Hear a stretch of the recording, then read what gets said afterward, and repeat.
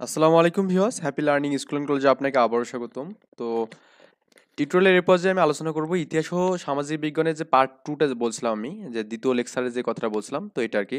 তো অবশ্যই পার্ট 2 দেখার আগে অবশ্যই পার্ট 1ও দেখে নেবেন। তো আমি এই ভিডিওরে মানে বা আমি ডেসক্রিপশনে পার্ট 1টা দিয়ে দেব, এবং আপনি চাইলে আমার প্লেলিস্ট থেকে ঘুরে আসতে পারেন। ওখানেও পার্ট 1 পার্ট 2 এভাবে মানে একদম মানে অনেক সুন্দর করে সাজানো আছে আর কি ব্যাপারগুলো।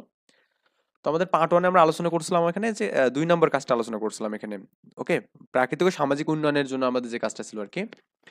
তো পার্ট 2 তে আমরা এখানে আলোচনা করব যে টেকসই উন্নয়নের প্রাকৃতিক সম্পদ ও সংরক্ষণের বিষয়ক আলোচনা এবং উপস্থাপনা 60 মিনিটের জন্য আর কি। একটু পড়ে নেই। টেকসই উন্নয়নের লক্ষ্যে প্রাকৃতিক সম্পদ সংরক্ষণের কোনো প্রয়োজন বা ন্যায্যতা ভিত্তিতে বিশ্লেষণ করে উপস্থাপন করতে হবে এখানে। এটা 6 নম্বর ধাপ এখানে। আর 7 নম্বর বলছে টেকসই উন্নয়নের লক্ষ্যে নিজস্ব পরিমণ্ডলে কি কি পদক্ষেপ নিতে পারে তা নিয়ে একটা দল মানে একটা দলে আলোচনা উপস্থাপন করবে আর কি। কাজের বিবরণ এখানে বলছে শিক্ষার্থীরা দলগতভাবে টেকসই উন্নয়ন ও প্রাকৃতিক সম্পদ সংরক্ষণের কয়েকটি বিষয় নিয়ে আলোচনা করবে। যে বিষয়গুলো হচ্ছে বাংলাদেশ সহ বিশ্বের বিভিন্ন দেশের প্রাকৃতিক সংরক্ষণের প্রয়োজনীয়তা, এক নম্বর এটা স্টেপ, মানে এগুলো নিয়ে আমাদের আলোচনা করতে হবে এখানে। 2 নম্বর হচ্ছে আমাদের এখানে ন্যায্যতা ভিত্তিতে প্রাকৃতিক সম্পদ সংরক্ষণের উপর ন্যায্যতার ভিত্তিতে আর কি। আর 3 নম্বর হচ্ছে কি টেকসই উন্নয়নের লক্ষ্যে শিক্ষার্থীরা নিজস্ব পরিমণ্ডলে কি কি পদক্ষেপ নিতে পারবে আর কি। ওকে, তো এই তিনটা আমাদের বিষয় এখানে আলোচনা করতে হবে, কিন্তু এই তিনটা বিষয় আমাদের আলোচনা করতে হবে এখানে। এই বিষয়টা বলছে এখানে, হেডলাইনগুলো দিয়ে দিছে। তো দলগত কাজে এই কাজ করার জন্য শিক্ষার্থীরা পাঠ্যপুস্তকের টেকসই উন্নয়ন এবং আমাদের ভূমিকা থেকে সহায়তা নিতে পারে আর কি। আমাদের বইয়ে যে অধ্যায়টা আছে এখানে, এখান থেকে তারা কি করতে পারে, সহযোগিতা নিতে পারে, বা আমরা মূলত ওভাবেই ওখান থেকে নিয়েই কাজগুলো করছি এখানে। সো ঠিক আছে, তো আমরা এখন এখানে মূলত কাজগুলো করার ট্রাই করি। সপ্তম শ্রেণীর বার্ষিক মূল্যায়ন মানে বার্ষিক সামষ্টিক মূল্যায়ন, এটা হচ্ছে আমাদের কি ছিল 30 তারিখে যেটা ছিল ইতিহাস ও সামাজিক বিজ্ঞান। এটা কিন্তু পার্ট 2, এটা ওকে, এটা পার্ট 2। সো প্রথমে শিক্ষার্থীর নাম লিখবেন, শ্রেণী সপ্তম, শাখা লিখবেন, তারপরে আইডি নং লিখবেন।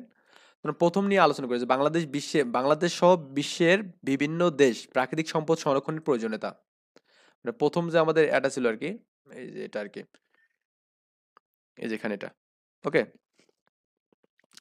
প্রাকৃতিক সম্পদ সংরক্ষণ বিশ্বের সবচেয়ে গুরুত্বপূর্ণ দেশেই মানে সব দেশেই গুরুত্বপূর্ণ একটি সমস্যা হিসেবে মান্য হচ্ছে এখানে। কারণ এটি মানব জীবনের জন্য অত্যন্ত মৌলিক এবং আবিনাশী সম্পদ আর কি। অবিনাশী সম্পদ, সরি, আমার একটু স্পেলিং মিস্টেক হয়ে গেছে। বাংলাদেশ সহ বিভিন্ন দেশের প্রাকৃতিক সম্পদ সংরক্ষণের প্রয়োজনীয়তা নিম্নলিখিত বর্ণনা করা হলো এখানে। এটা আমাদের এখানে প্রথম স্টেপে যাচ্ছে এখানে, প্রথম স্টেপটা দেখতেছি এখানে।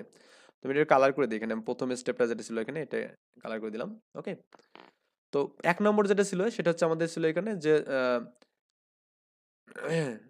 বায়ু, জল এবং মাটির সংরক্ষণ। বায়ু, জল ও মাটি মানব জীবনের অত্যন্ত গুরুত্বপূর্ণ।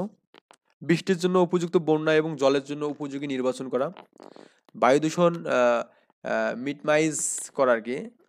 আচ্ছা, মাটি সংরক্ষণ করা, এসব কার্যক্রম প্রতিষ্ঠিত হতে পারে এখানে আমাদের কাজ জন্য এখানে। এটা হচ্ছে আমাদের বায়ু দূষণ বা সংরক্ষণের জন্য। তাই বন্যা সংরক্ষণ আর কি। আমাদের বন্যা সংরক্ষণ প্রাকৃতিক সম্পদের একটি মৌলিক অংশ।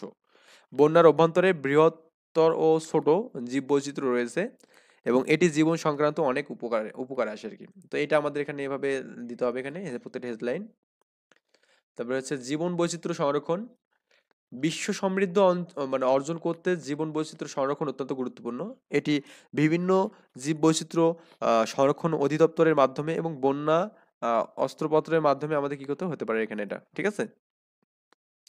তারপরে হচ্ছে জলবায়ু পরিবর্তন সংরক্ষণ। জলবায়ু পরিবর্তন প্রভাব মানব সমাজ এবং প্রাকৃতিক সম্পদের উপর প্রভাব ফেলতে পারে। বৃষ্টিতে পরিস্থিতি বা তার প্রভাব নিয়ন্ত্রণ বা জলবায়ু পরিবর্তনে জনগণের শিক্ষা এবং সচেতনতা বাড়াতে পারে এখানে। উরবান সংরক্ষণ, বাংলাদেশ সহ বিভিন্ন দেশের উরবান এলাকা, মানে উর্বার আর কি, এখানে উরবান না, উর্বার, উর্বার ঠিক আছে, উর্বার আমাদের এখানে লিখতে হবে, একটু মিস্টেক এখানে হয়ে গেছে, উর্বার। আচ্ছা, বৃদ্ধির সাথে শহর পরিস্থিতি উন্নয়ন করতে স্বাস্থ্যকর এবং বায়ুমণ্ডল সুরক্ষা করতে হবে এখানে। যাই হোক, আমরা এখানে মনে হয় বুঝতে পারছি, উরবানই হবে এখানে। আচ্ছা, তারপরে এখানে আমাদের হচ্ছে প্রাকৃতিক সম্পদ হলো এমন সম্পদ যা প্রাকৃতিক থেকে প্রাপ্ত হয়।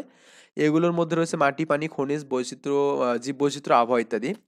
প্রাকৃতিক সম্পদ মানব জীবনের জন্য অপরিহার্য, তাই বাংলাদেশ সহ বিভিন্ন দেশের প্রাকৃতিক সম্পদ সংরক্ষণের প্রয়োজন রয়েছে।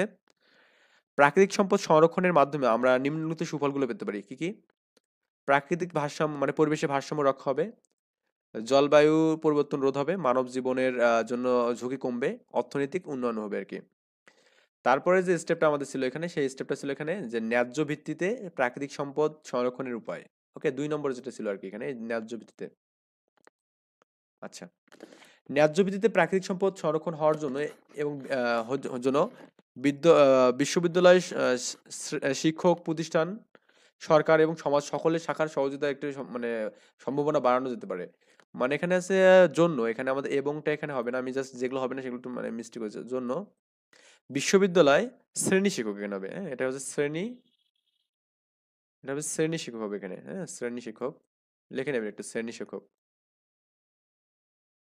শ্রেণী বা প্রতিষ্ঠান, সরকার ও সমাজের সকল শাখার সহযোগিতা দ্বারা একটি সম্ভাবনা বাড়ানো যেতে পারে।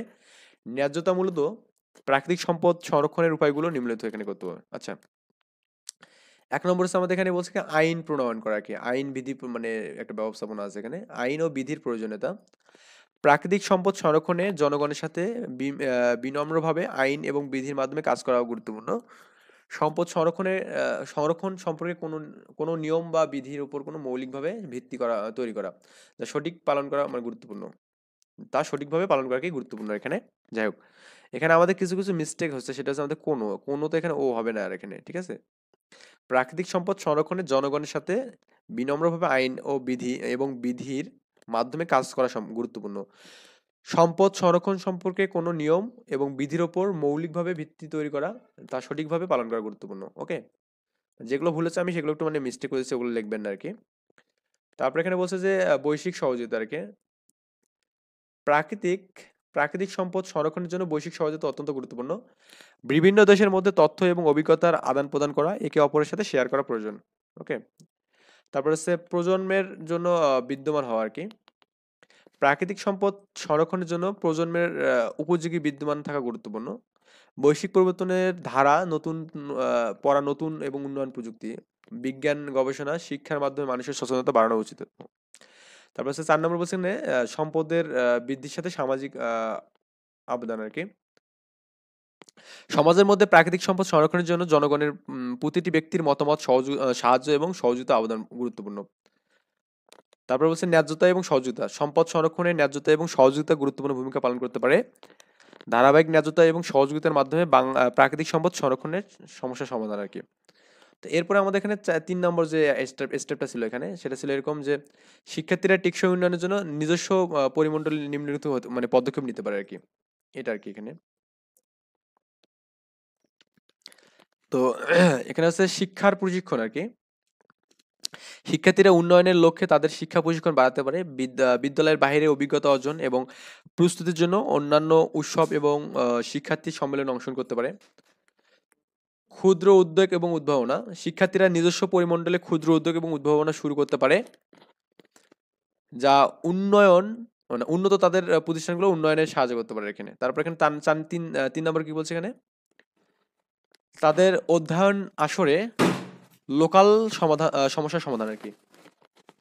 শিক্ষার্থীরা নিজস্ব পরিমণ্ডলে যেভাবে তাদের প্রযুক্তি এবং জ্ঞানের দ্বারা লোকাল সমস্যা সমাধান করতে পারে, তা উজ্জ্বল করতে পারে এখানে।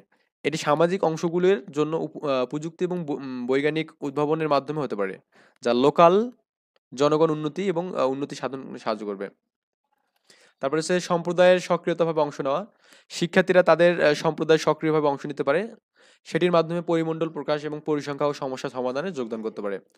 উন্নত পড়াশোনা এবং দক্ষতা। শিক্ষার্থীরা নিজস্ব ক্ষেত্রে উন্নত পড়াশোনা এবং দক্ষতা অর্জন করে তাদের প্রতিষ্ঠানগুলি উন্নত করতে পারে, তাদের উদ্ভাবন এবং প্রযুক্তি ব্যবহারের মাধ্যমে নিজস্ব আচ্ছা এখানে আমি অনেকগুলো করে স্টেপ দিয়েছি এখানে প্রত্যেকটার জন্য। তো আপনারা চাইলে 3টা বা 2টা করে স্টেপ দিতে পারেন, বা 3টে স্টেপটা আছে স্ট্যান্ডার্ড একটা। তো ওকে, তো আজকে কিন্তু আমাদের এখানে ক্লাস 7 এর একদম অ্যাসাইনমেন্ট কিন্তু একদম লাস্ট, মানে এরপর আর ক্লাস 7 এর কোনো এই বছরের কোনো আর অ্যাসাইনমেন্ট নেই। সো ভালো থাকবেন, সুস্থ থাকবেন, আর যে ভিডিওগুলো ভালো লাগে অবশ্যই শেয়ার করবেন বন্ধুদের সাথে। আর অবশ্যই যেহেতু আপনারা সপ্তম শ্রেণীতে পড়তেছেন, আপনাদের জন্য ক্লাস 8 ইনশাল্লাহ আমি ভিডিও বানাবো, ক্লাস 8 এর ম্যাথমেটিক্স বা সবকিছু আর কি মোটামুটি। তো ভালো থাকবেন এবং দোয়া করবেন আমার জন্য, আপনাদের জন্য, সবার জন্য অনেক অনেক দোয়া। আপনারা ভালো কিছু করেন জীবনে।